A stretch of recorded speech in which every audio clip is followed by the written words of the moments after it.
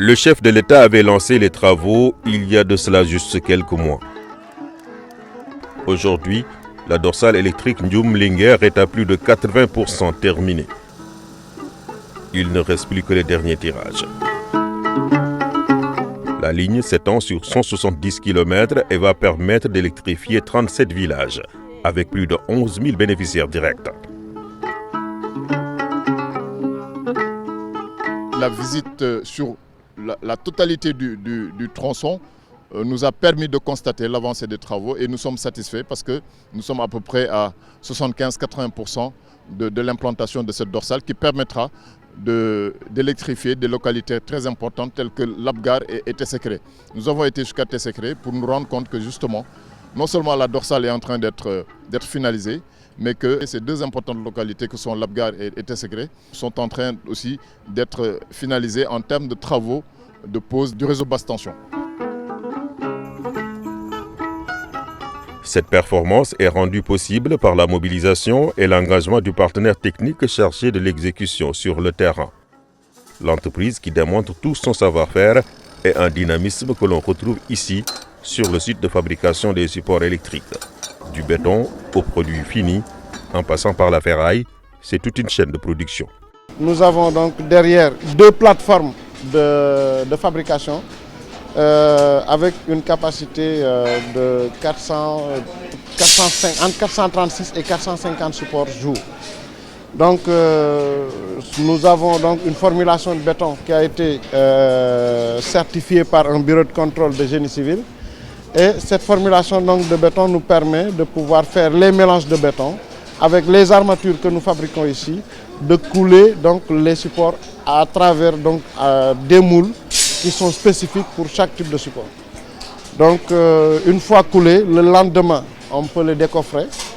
Et la norme nous demande de les mettre en immersion sur un environnement d'humidité de 90%. Nous le mettons en immersion dans l'eau entre 5 et 6 jours. Donc ça c'est le processus donc, de maturation qui commence par l'immersion et ensuite 6 jours après nous les mettons dans nos espaces de stockage pour qu'ils terminent leur maturité à 28 jours.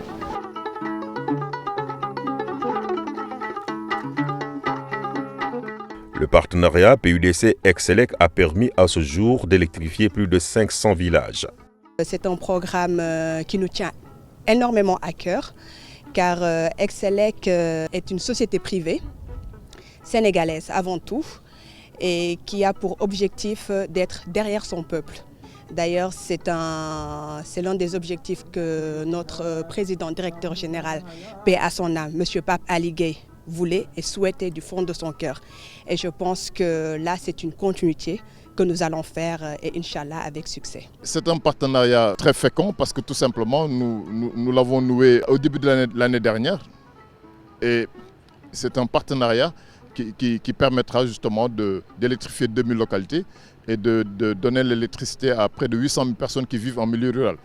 Et bien sûr, ceci s'inscrit en droite ligne des objectifs qui nous sont fixés en tant que PUDC, mais aussi va faciliter l'accès à l'électricité pour les zones rurales qui sont bien sûr éligibles. Parce qu'il ne faut pas oublier que dans le cadre de l'accès universel, le PUDC a une mission à jouer, le PUDC a un rôle à jouer en relation bien sûr avec les autres acteurs qui travaillent dans le secteur.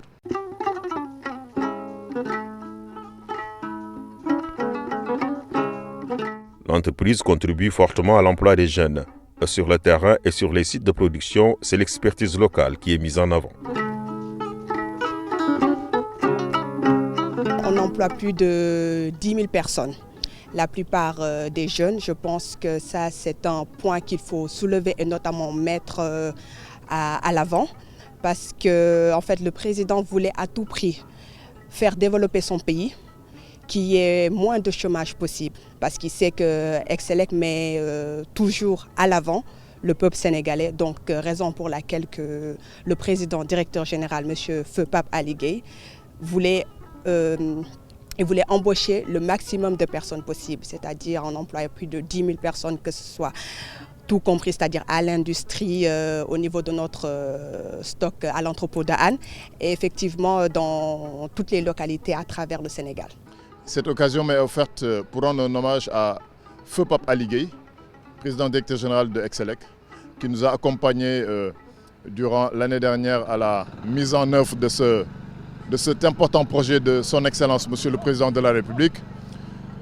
Il a été rappelé à Dieu le 1er janvier de cette année. Nous prions que le Tout-Puissant, Allah subhanahu wa ta'ala, l'accueille en son paradis. Ainsi, le programme d'urgence de développement communautaire, le PUDC, maintient la cadence des réalisations conformément aux directives du chef de l'État.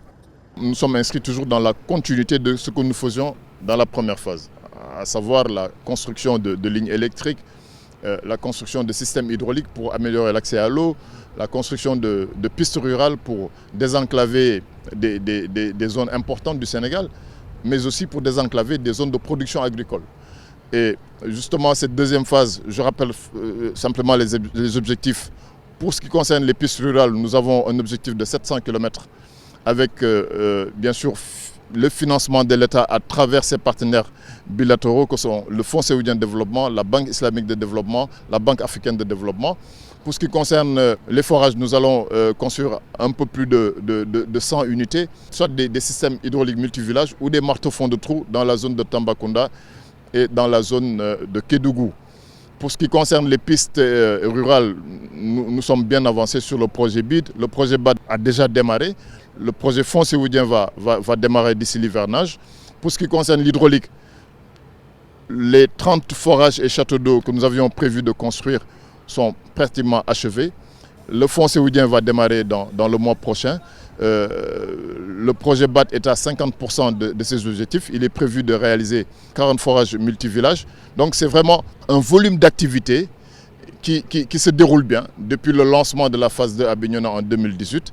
Et bien sûr, cette mission de supervision m'a permis de constater de visu que justement les travaux se déroulent bien et que d'ici l'hivernage, nous aurons beaucoup de forages à mettre en service, beaucoup de pistes à réceptionner, des équipements aussi à réceptionner, mais aussi des postes de santé dont les travaux sont assez avancés aussi à réceptionner dans le cadre de la phase 2. Dans toutes les composantes du programme, les résultats sont fortement appréciés par les populations bénéficiaires et la demande monte en flèche. Nous travaillons en parfaite intelligence, en parfaite symbiose avec toutes ces structures de l'État qui travaillent autour de l'électricité pour que justement nous puissions, j'allais dire, mettre en symbiose toutes ces activités, mettre en cohérence toutes ces activités pour que les programmes et les projets puissent être efficients et que dans un avenir proche, les populations puissent avoir accès à l'électricité. Cette tournée de supervision a permis de visiter plusieurs localités où intervient le PUDC et partout, la satisfaction est au rendez-vous. Ça c'est portable rek lañ ci amoon problème courant bi daal wax dëgg bi muy ñëw moom namoon nañ ko lool moom waaw booba daal moom gëmewuñ ko wax dëgg yàlla moom xam nañ ni moom nag courant moom am na njariñ ci dundug nit moom.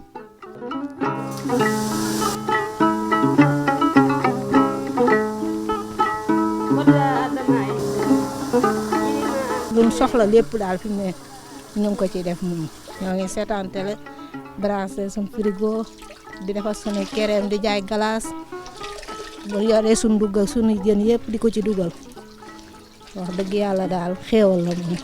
et courant bi nag nekk na loo xamante ne yàgg nañu ko soxla lool mën naa wax ne depuis nguur Abdou Diouf ba léegi ñooñ ko bëgg fu ne bind nañu fa leetar fu ne bunt bu ne fëgg nañu ko ngir am courant waaye mënuñu ko am waaye yàlla dogal na waa PUDC ñëw nañu fi defal ñu courant comme ni ñu ko bëggee woon ba ñu ñëwee tam dañu ko yaatal léegi waa PUDC amuñu seen pay yal na leen yàlla fay.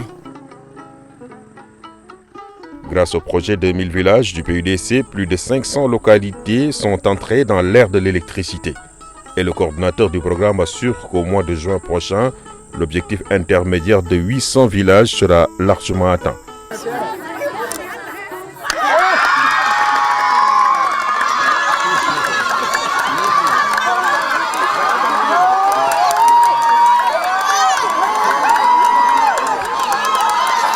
Aujourd'hui, c'est devenu vraiment la joie. Si vous voyez tout le monde se mobiliser, c'est vraiment une grande joie pour montrer qu'actuellement, avec l'électricité, on peut être partout. On peut être comme Dakar, on peut obtenir du matériel, on peut être connecté. Aussi, en même temps, on peut être en rapport avec le monde.